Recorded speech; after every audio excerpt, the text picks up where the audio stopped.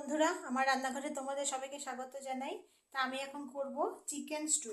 এটা দেশি চিকেন, ছোট একটা দেশি চিকেনের স্টু করব।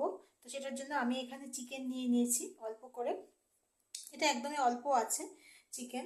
তার সঙ্গে আমি এখানে সবজি দিচ্ছি এরকম বড় বড় করে আলু, গাজর, এখানে এই যে লম্বা লম্বা করে বিনস, আর এখানে আছে মটরশুঁটি। আর পেঁয়াজ রসুনের মধ্যে থাকছে এখানে অল্প টুকরো টুকরো করে ছোটো ছোটো পেঁয়াজ, এখানে আছে পেঁয়াজ বাটা, এখানে আছে আদা বাটা, আর এটা আছে রসুন কুচি, আর এখানে আছে দারচিনি আর এলাচ। তার সঙ্গে থাকবে তেল, লবণ, আর একটু গরম মশলার গুঁড়া, আর কালো মরিচের গুঁড়া, গোলমরিচের গুঁড়া।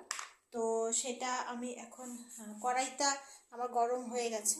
তো কড়াইতে আমি এখন তেল দিয়ে দেব। বেশি তেল দেবো না, একদম অল্প তেল দেব।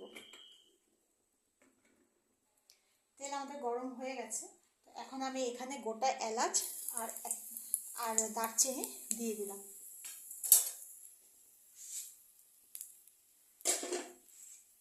এটা দিয়েই আমি এখানে দিয়ে দেবো টুকরো করে রাখা পেঁয়াজগুলো।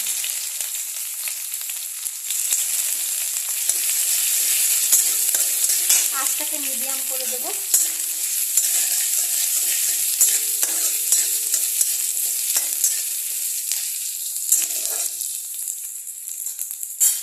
এটা একটু ভাজা হতে না হতে আমি এখানে সব যা ছিল পেঁয়াজ বাটা, রসুন বাটা আর আদা কুচি, এগুলো সব একসাথে দিয়ে দেবো।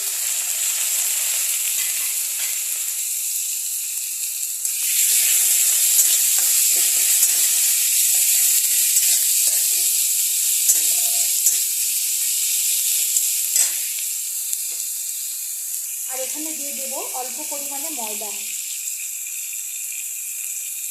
কেউ কর্নফ্লাওয়ারও ইউজ করতে পারো, তা আমি ময়দাটা ইউজ করি। ময়দাটা দিয়ে এটাকে এখন ভালো করে একটু কষিয়ে নেব। বেশি ভাজাভুজির দরকার নেই, বেশি ভাজার দরকার পড়ে না, অল্প একটু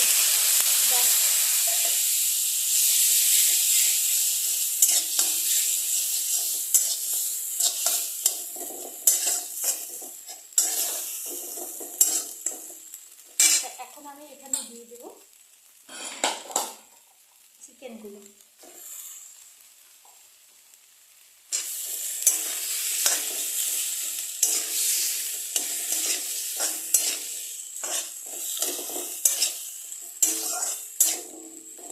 চিকেনটা একটু নেড়ে একটু জল দিয়ে দেবো।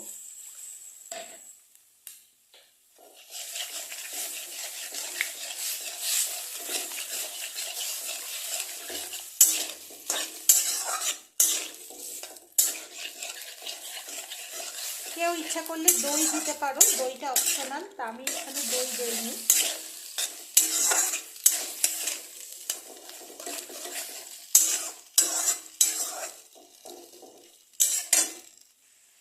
যেহেতু আমি এখানে দই দেইনি, সেই জন্য এখানে অল্প করে ভিনিগার দিয়ে দেবো।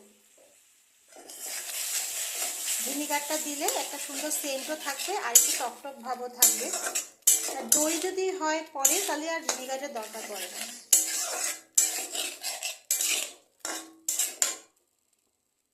আঁচটাকে মিডিয়াম রেখে এটাকে ভালো করে কষাতে হবে। তার মধ্যে এখন দিয়ে দেবো আমি এখানে সবজিগুলো।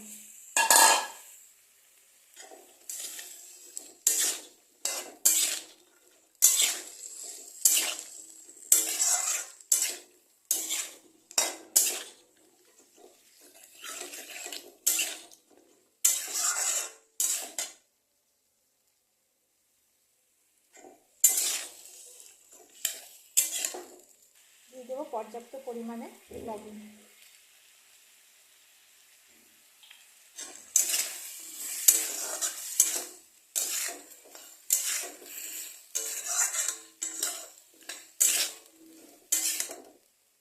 স্বাদটাকে ব্যালেন্স করার জন্য দিয়ে দেবো অল্প করে চিনি।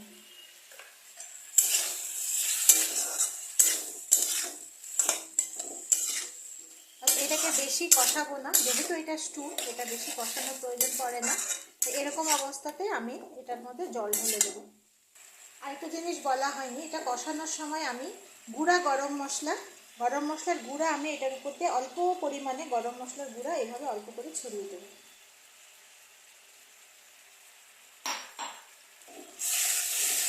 বেশি প্রয়োজন পড়ে না, অল্প একটু দিলেই হয়ে যাবে। তো অল্প একটু আমি গরম মশলা গুঁড়া আমি ছড়িয়েছি। এখন এখানে আমি দিয়ে দেব একদম পর্যাপ্ত পরিমাণে জল।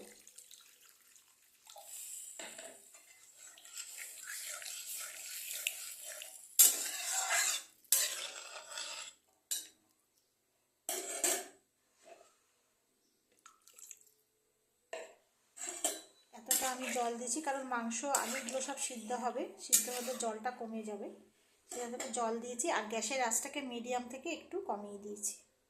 এখন দিয়ে এটার উপর ঢাকনা দিয়ে আমি এটাকে 10 থেকে 12 মিনিট পর্যন্ত আমি এটাকে ফুটতে দেব।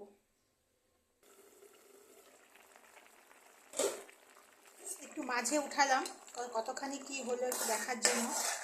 ঝোলটাও শুকিয়ে গেছে, আলুটাও সিদ্ধ হয়ে গেছে, গাজর টাজর সিদ্ধ হয়ে গেছে, মাংসটা আর একটু হবে সিদ্ধ। মাংসটার জন্য আমি এটাকে আরও একটু হবে সিদ্ধ, মাংসটা একটু সিদ্ধ কম হয়েছে, আর একটু হবে।